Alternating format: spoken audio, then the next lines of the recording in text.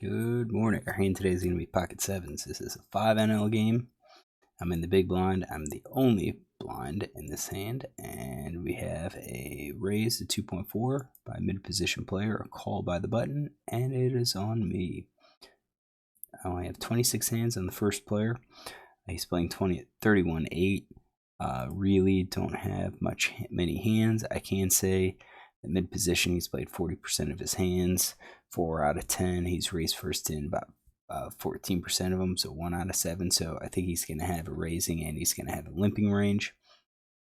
So this is about 40%. So the question is, what's his raising range? What's his limping range? I'm going to start taking out hands that I think would be limping range. And I think it's going to be a large chunk of these.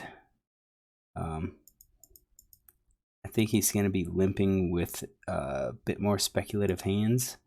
14% really isn't a wide range at all.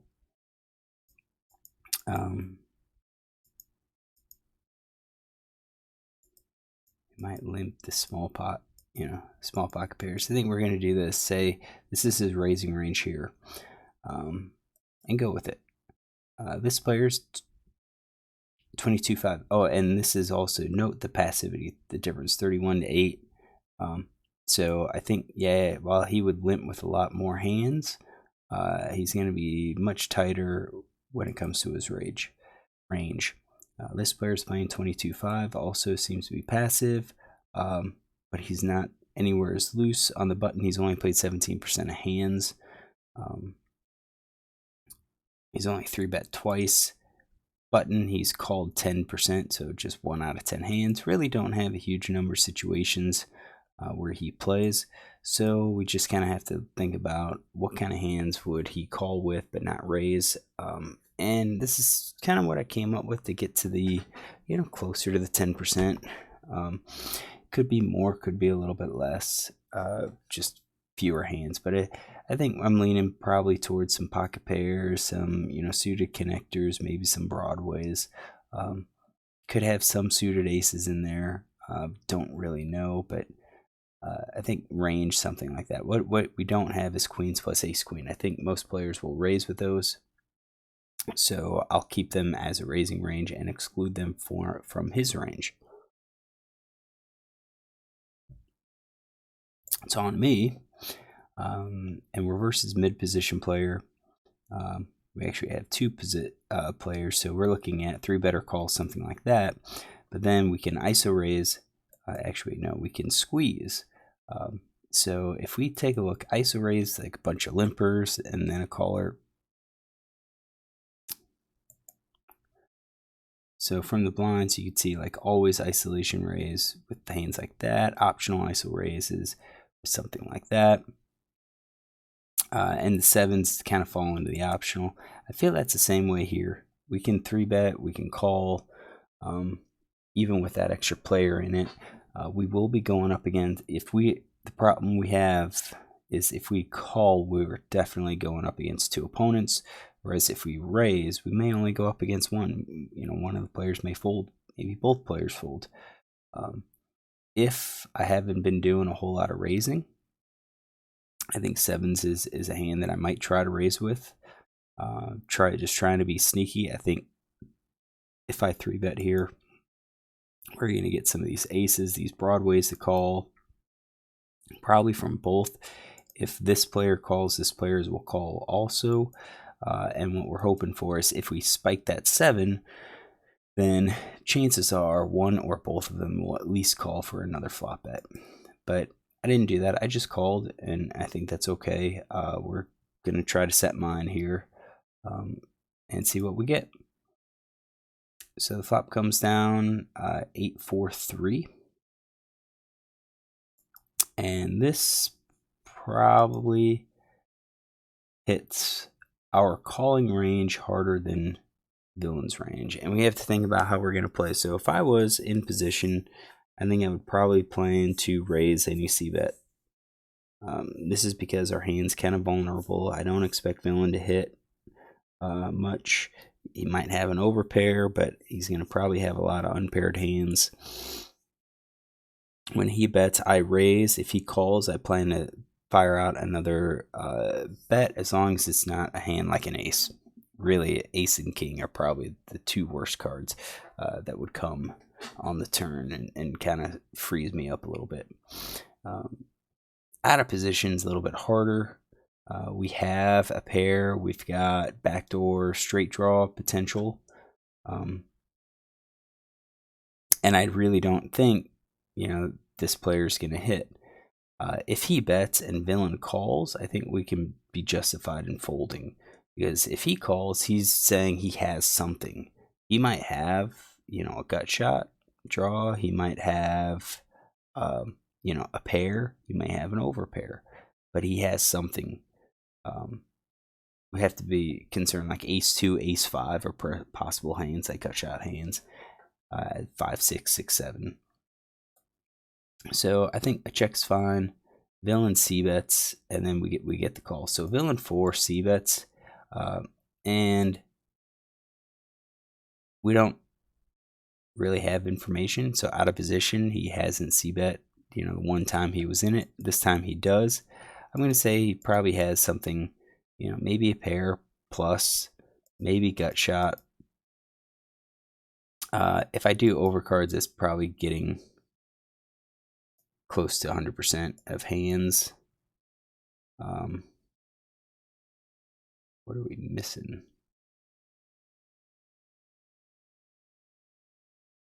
7-6 maybe? But that's part of my gut shot. We're going to say something like this. We're just going to say he's going to fire because that's probably a dry board. If he fires again, we're going to exclude a lot of the weaker stuff, but I think he has something. It's this next guy that he's not coming along with just junk, so he's going to have at least pocket pair, 5, 6, 7s or better, probably better.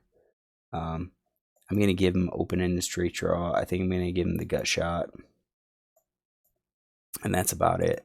I think that's what he's playing. So he's definitely the stronger range. So it's on me. What do we do? I think when we think about raises, check raising and so forth,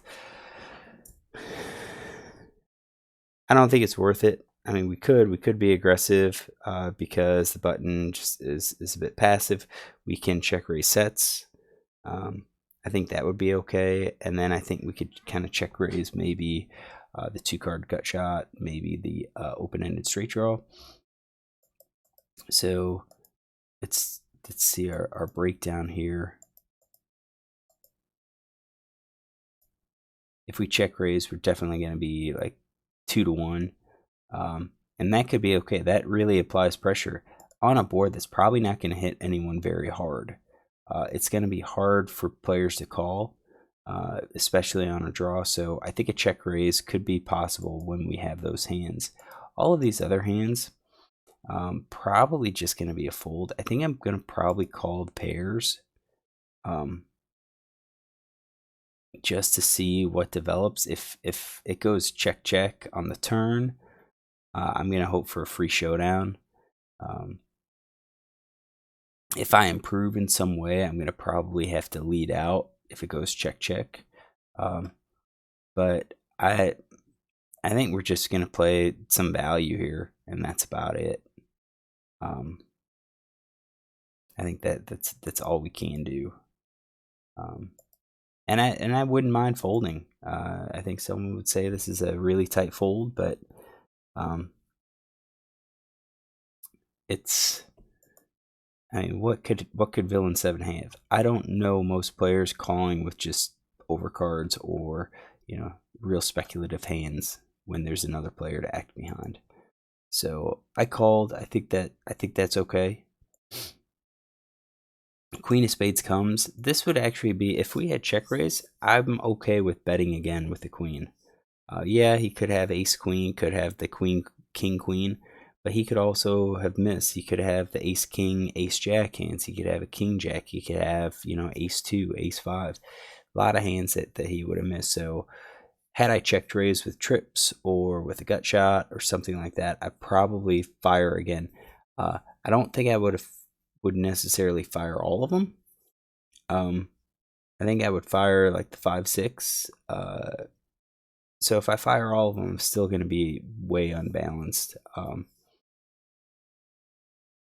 I think if I improve to like spade, I might check those hands because I don't want to bet and then get raised. And yeah, I've got a great equity, but I think if I just check and he bets, I can call, and then if the spade comes, that's going to be a hidden spade. I don't think villain would recognize that. Whereas, you know, well, that, and he may also stab as a bluff. That's the other thing. So I check here and it checks through. So when I check, I don't think villain has a straight anymore. I don't think he has an overpair. Probably doesn't have top pair either. Maybe some of these weaker, less than the top pair. I don't. I think a lot of players bet the flush draw still. So I think I'm going to X out the flush draw. But still leave the gut shot. So his hand just became weaker. This player's hand, yeah, I'm going to go back to this guy. When I X out the flush draw, he has passive tendencies. So maybe he has a flush draw. I don't know. I'd probably exit out. I think I'm gonna leave it in there. I think a passive player would probably check with the flush draw. He took a stab once, got called. Then he's just gonna hope to see a cheap turn. But yeah, all these other pairs, I think definitely he probably would have stayed aggressive with the top pair because there's not any scary straight or flush on the board just yet. This player is also passive. So I don't think a set. I think most players would raise with the set there. I think he'd definitely have one of these pairs, the no-made hands. I think flush draw, open-enders, gut shot. I think all of those are hands that he would definitely be continuing to bet. So, or continue to bet. Probably fire out. Well, I'm sorry. Probably just call here and not bet because he's passive tendencies. When he does bet, he's got a decent hand. That's what it looks like. The few times he's continued, he's continuing all the way. So again, he's got pairs. I think mid pairs or no made hand. This player's has more of like pairs. This player has more no made hand, so this is the stronger range than villain 4. And I think we still have all the hands that we continued with, which is still just kind of also in the middle. So our hands are kind of equivalent to villain 7. We're probably about equivalent on our hand ranges. All right, 8 of spades connects, so flush got there. Also pairs the board. With 2 checks, we can go ahead and fire. The question is, what kind of hands fold? So I don't think I'm really worried about this player. He's got a small chance of having a flush, small chance of having a 3 of kind. I think he's going to be overly weak. It's that second player that is the concern. Also 4%, or the flush is low, the 3 of kind's low. This pocket pair is 37.5, are the bulk of the hands. I think if we bet, we're betting as a bluff. We're trying to get some of these overcards, the 9s, 10s, jacks to fold. I don't think an 8's ever going to fold. So if we lead out, and I do think we should probably lead out here if we're hoping to win, because right now we're about even. If we lead out to 12, it's going to be hard for 9s, 10s, jacks to call. I didn't do that. I checked, so I'm leading out with 3 of a kind. I think I'm leading out, and then also with the weak pair. So let's get those. It's going to be more weak pairs, and I think I'm probably all weak pairs. we could include these pocket pairs. So basically our entire range, just go ahead and lead, because we're going to be about half weak and half okay. Like if we have 9s or 10s, you know, it's going to put the challenge. Maybe they call with 5s or 6s just to keep us honest, or maybe they call with ace-4 just to keep us honest. That's an entire possibility. So yeah, I kind of think we should be leading here. Everyone checks. So once everyone checks, the flush is out 100%. I think we're looking at something like that for this player. Again, flushes out. Let's just do that. We're looking at weak pairs, and I could always be surprised. I can always be surprised. So you see the showdown. We had 10s versus 6s, so those kind of match. Definitely match what we're expecting, these pocket pair type hands. If we bet here, lead out, definitely I think the 6s fold. The 10s are the question mark. Would the player call with 10s, or would he just fold those? So overall, I think calling pre-flop's fine. I think on the flop we could be justified in folding. I think it's because we're a little bit more concerned about villain 7 having a decent hand at this point. They're both passive. I